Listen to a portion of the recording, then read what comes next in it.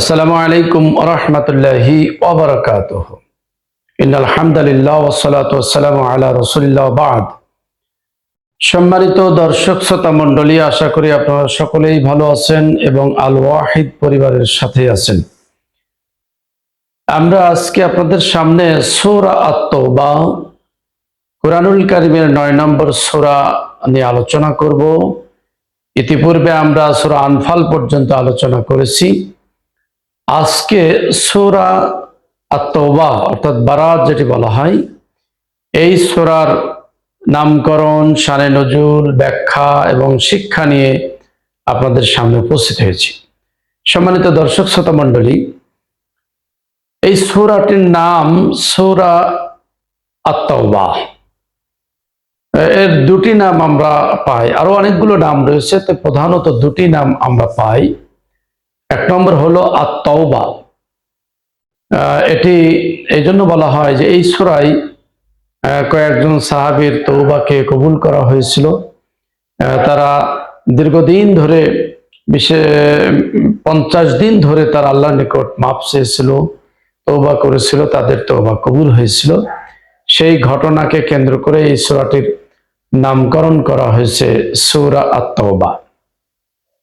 আরেকটি নাম আমরা পাই আল বারাআত, মানে সম্পর্ক ছিন্ন করা।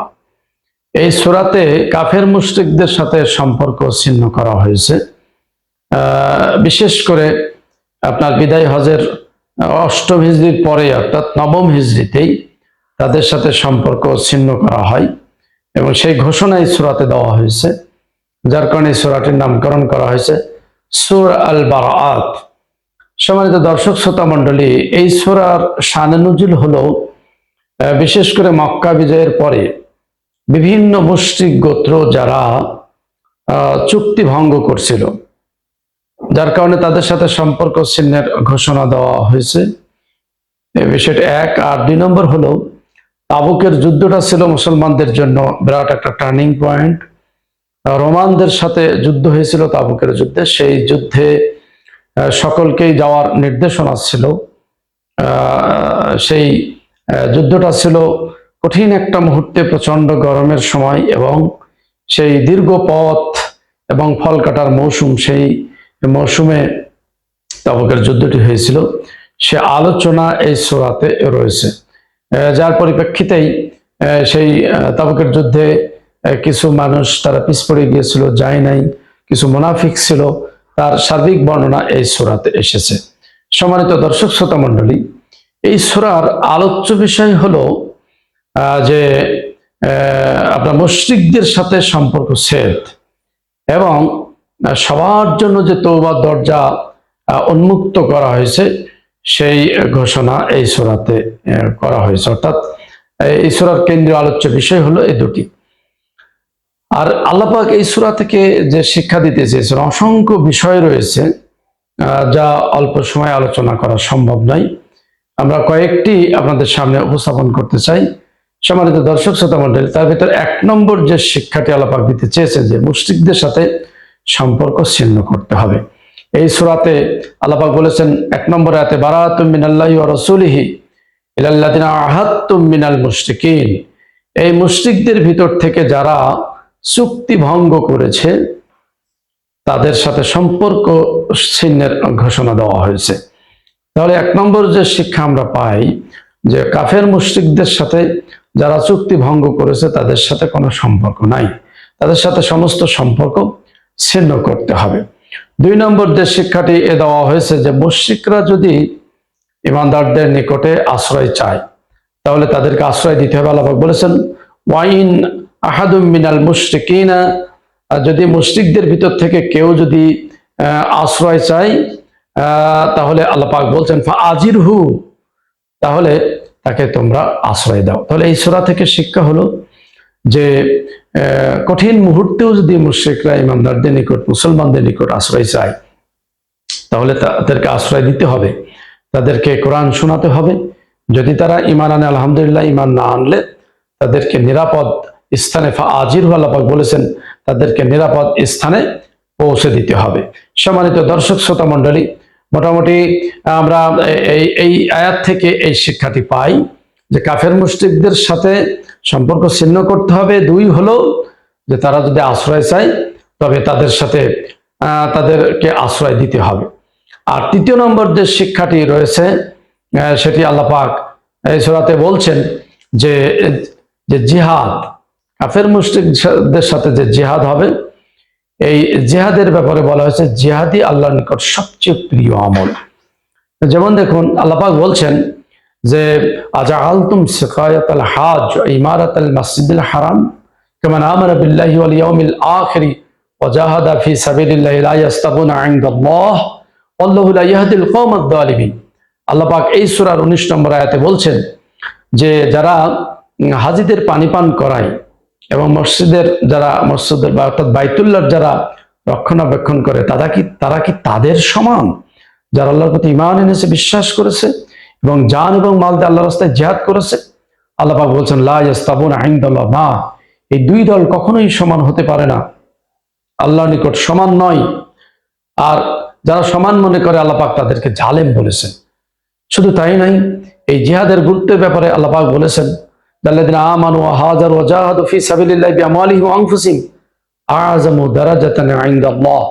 আল্লাহ পাক বলছেন নিশ্চয়ই যারা ঈমান এনেছে, হিজরত করেছে এবং তাদের জান এবং মাল দিয়ে আল্লাহর রাস্তায় জিহাদ করেছে, তাদের মর্যাদা আল্লাহর নিকট সর্বাধিক। তাহলে সবচেয়ে মর্যাদাপূর্ণ আমল হলো আল্লাহর জমিনে দ্বীন কায়েমের জন্য জিহাদ করা, সংগ্রাম করা। তাহলে এই সূরা থেকে আল্লাহ পাক শিক্ষা দিতে চেয়েছেন যে অবশ্যই আল্লাহর রাস্তায় দ্বীন কায়েমের জন্য আমাদেরকে কাফের মুশরিকদের সাথে যুদ্ধ করতে হবে, জিহাদ করতে হবে, সংগ্রাম করতে হবে। এরপরে যে বিষয়টা আল্লাহ পাক বলছেন যে ঈমান অপেক্ষা কুফরিকে যদি প্রিয় মনে করে, ঈমানের তুলনায় কুফরির রাস্তাকেই যদি প্রিয় মনে করে, সে নিজের পিতা হোক অথবা ভাই হোক, তার সাথেও সম্পর্ক ছিন্ন করতে হবে। সেই কথা আল্লাহ পাক এই সূরার 29 নম্বর 20 নম্বর আয়াতে বলছেন ইয়া আইয়ুহাল্লাযীনা আমানু লা তাত্তাখিযু আবাআকুম ওয়া ইখওয়ানাকুম আউলিয়া।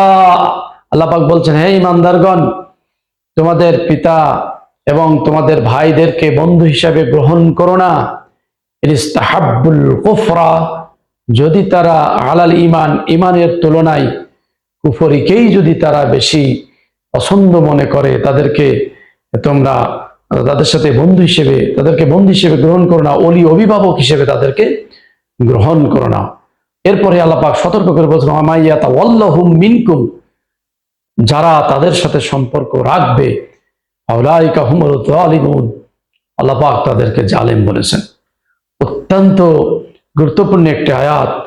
নিজের ঔরসজাত পিতা এবং ভাইদের সাথেও আল্লাহ পাক সম্পর্ক রাখতে নিষেধ করেছেন, ছিন্ন করার ঘোষণা দিয়েছেন। অর্থাৎ তাদেরকে অভিভাবক হিসেবে, ওলি হিসেবে গ্রহণ করা যাবে না। যারা তাদেরকে ওলি এবং অভিভাবক হিসেবে গ্রহণ করবে, আল্লাহ পাক বলছেন তারাই হলো জালেম। তাহলে চিন্তা করে দেখুন, এই আয়াতের মাধ্যমে আল্লাহ পাক শিক্ষা দিতে চাচ্ছেন যে ঈমানের পথকে বাদ দিয়ে তারা যদি কুফরির পথকে গ্রহণ করে, ঈমানের রাস্তা ছেড়ে দিয়ে তারা যদি কুফরির রাস্তাকে তারা যদি গ্রহণ করে নেয়, তাহলে সে পিতা হোক, নিজের আপন ভ্রাতা হোক, তারপরেও তার সাথে সম্পর্ক রাখা যাবে না, বন্ধুত্ব রাখা যাবে না, তাদেরকে ওলি অভিভাবক হিসেবে গ্রহণ করা যাবে না। সম্মানিত দর্শক শ্রোতা মণ্ডলী, এরপরে আল্লাহ পাক যে শিক্ষাটি দিতে চাচ্ছেন 31 নম্বর আয়াতে, যে ধর্মীয় নেতাদেরকে রব হিসেবে গ্রহণ করা যাবে না। আমাদের দেশে ধর্মীয় নেতাদেরকে আমরা রব হিসেবে গ্রহণ করেছি। আল্লাহ পাক বলেছেন ইত্তাখাযু আহবারাহুম ওয়া রুহবানাহুম আরবাবাম মিন দুনিল্লাহ। খ্রিস্টান আহবার এবং রুহবানদের ব্যাপারে বলা হয়েছে যে তারা তাদেরকে কি করত? আহবার এবং রুহবানদেরকে, ধর্মীয় খ্রিস্টান এবং ইহুদিরা তাদের ধর্মীয় নেতাদেরকে তারা রব হিসেবে গ্রহণ করত। এ প্রসঙ্গে একটা ঘটনা এসেছে। আদি বিন তাই তিনি যখন খ্রিস্টান হয়ে যান, তার বোন আল্লাহ রসুলের কাছে এসে আবেদন করেছিলেন, ইয়া রাসূলুল্লাহ, আপনি যদি অভয় দেন তাহলে আমার ভাইকে আমি আপনার নিকট নিয়ে আসতে পারি। সম্মানিত দর্শক শ্রোতা মণ্ডলী, আদি বিন তাই ইসলাম বিজয়ের পরে সে সিরিয়ায় পালিয়ে গিয়েছিল। তার বোন যখন খবর দিল, আদি বিন তাই আল্লাহ রসুলের কাছে যখন আসলো, আল্লাহ রসুল তখন বললেন যে দেখো, তোমরা তো তোমাদের ধর্মীয় গুরুদেরকে, নেতাদেরকে তোমরা রব হিসেবে গ্রহণ করেছো। যখন আদি বিন তাই বলেছিল যে ইয়া রাসূলুল্লাহ, আমরা তো তাদেরকে রব হিসেবে গ্রহণ করিনি, তখন আল্লাহ রসুল বললেন, কেন? তারা যে বিষয়ে ফতোয়া দেয়, যেটাকে হারাম বলে তোমরা কি হারাম হিসেবে গ্রহণ করো না? যেটাকে হালাল বলে সেটাকে কি তোমরা হালাল হিসেবে গ্রহণ করো না? তখন আদি বিন তাই বললে, হ্যাঁ তা তো করি। তখন আল্লাহ রসুল বললেন, এটাই তাদেরকে রব হিসেবে গ্রহণ করা। অর্থাৎ ধর্মীয় নেতৃবর্গ যেটাকে হালাল বললো, যেটাকে হারাম বললো, নির্দ্বিধায় যাচাই বাছাই না করে সেটা যদি কেউ মেনে নেয়, তাহলে তাদেরকে রব হিসেবে গ্রহণ করা হয়। এই জন্য ধর্মীয় নেতৃবর্গ বা ওয়াজিনরা কি বললো সেটা যাচাই বাছাই না করে, আলোচক বর্গ, ইসলামিক স্কলাররা কি বললো যাচাই বাছাই না করে গ্রহণ করার কোনো সুযোগ নাই। যদি কেউ করে তাহলে তাদেরকে রব হিসেবে গ্রহণ করা হবে। সম্মানিত দর্শক শ্রোতা মণ্ডলী, তাহলে এই 31 নম্বর আয়াত থেকে আমরা সেই শিক্ষাটা পাই। এছাড়া আল্লাহ পাক মুনাফিকদের সেই কঠিন পরিণতির কথা বলেছে। আব্দুল্লাহ বিন উবাই সহ আরো কিছু মুনাফিকরা যারা বিশ্বাসঘাতকতা করেছিল, তাদের ব্যাপারে বলা হয়েছে যে আল্লাহ পাক তাদের আল্লাহ রসুলকে হত্যা করার জন্য মসজিদে জেরার পর্যন্ত তারা তৈরি করেছিল, যার কারণে আল্লাহ রসুলকে বলা হয়েছিল লা তাকুম আবাদান, তুমি কখনোই তাদের মসজিদে যাবে না। এরপরে বলা হয়েছে যে তারা যদি মারা যায়, ওলা তাকুম আলা কবরিহি, তাদের কবরের পাশেও তুমি দাঁড়াবে না। ওলা তাদু মা আল্লাহ, এরপর আল্লাহ পাক রসুলকে বলছেন যে তাদের জন্য তুমি ওলা তুসাল্লি আলা আহাদিম মিনহুম, তাদের কেউ যদি মারা যায় তুমি তাদের জানাজাও পড়বে না। এই মুনাফিকদের কঠিন পরিণতির কথা বলা হয়েছে। সম্মানিত দর্শক শ্রোতা মণ্ডলী, এই জন্য মুনাফিকদের তাদের জন্য দোয়া করা যাবে না, তাদের জানাজায় অংশগ্রহণ করা যাবে না, কিন্তু সামাজিক কারণে তাদের জানাজা পড়তে হবে। সর্বশেষ আমি যে কথাটি বলতে চাই, আল্লাহ পাক ঈমানদারদের জান ও মাল জান্নাতের বিনিময়ে কি ক্রয় করে নিয়েছেন সেই কথা সূরা তাওবার 111 নম্বর আয়াতে আল্লাহ পাক বলেছেন, ইন্নাল্লাহ আশতারা মিনাল মুমিনিনা আনফুসাহুম ওয়া আমওয়ালাহুম বিআন্না লাহুমুল জান্নাহ। আল্লাহ পাক বলছেন, নিশ্চয় আল্লাহ পাক মুমিনদের জান ও মাল জান্নাতের বিনিময়ে ক্রয় করে নিয়েছেন। ইয়াকাতিলুনা ফি সাবিলিল্লাহি ফায়াকতুলুনা ওয়া ইউকতালুন, তারা আল্লাহর রাস্তায় সংগ্রাম করে, তারা নিজেরা মারে এবং মরে, অর্থাৎ শহীদ হয় এবং গাজী হয়, অন্যকে মারে এবং নিজেরাও শহীদ হয়। সম্মানিত দর্শক শ্রোতা মণ্ডলী, এই জন্য আল্লাহর জন্য আমরা জানমাল কোরবানি করব। এই জান এবং মাল আমাদের নয়, আল্লাহ পাক জান্নাতের বিনিময়ে ক্রয় করে নিয়েছেন। সর্বশেষে আল্লাহ পাক বলেছেন, এই আল্লাযীনা আমানুত্তাকুল্লাহ ওয়া কুনু মা'আস সাদিকিন, সেই তিনজন যে অপরাধী সাহাবীদের ভিতরে যারা অপরাধ করেছিল, তাবুকের যুদ্ধে যায়নি, তাদের ঘটনা তুলে ধরা হয়েছে। 50 দিন পরে তাদের তওবা কবুল হয়েছে। আল্লাহ পাক এই জন্য পরিশেষে তাদেরকে যে ক্ষমা করেছিলেন, তারা যে নেককার ইমানদার মানুষ, তাদের ব্যাপারে বলা হয়েছে তারা যেভাবে আল্লাহকে ভয় করেছিল, তোমরাও সেইভাবে আল্লাহকে ভয় করো। অকুনু মা'আস সাদিকিন, আর এই সত্যপন্থী সত্যবাদীদের অন্তর্ভুক্ত তোমরা হয়ে যাও। সম্মানিত দর্শক শ্রোতা মণ্ডলী, অল্প সময়ে সূরা তাওবা অত্যন্ত গুরুত্বপূর্ণ একটি সূরা, আমরা সব কথা বলতে পারলাম না, সামান্য কিছু কথা বলেছি। কখনো যদি সুযোগ হয় ধারাবাহিকভাবে আমরা আলোচনা করার চেষ্টা করব বিমাশিয়াতিল্লাহ ইনশাআল্লাহ। সকলেই ভালো থাকুন, সুস্থ থাকুন, আল ওয়াহিদ পরিবারের সাথেই থাকুন। আসসালামু আলাইকুম ওয়া রাহমাতুল্লাহি ওয়া বারাকাতুহু।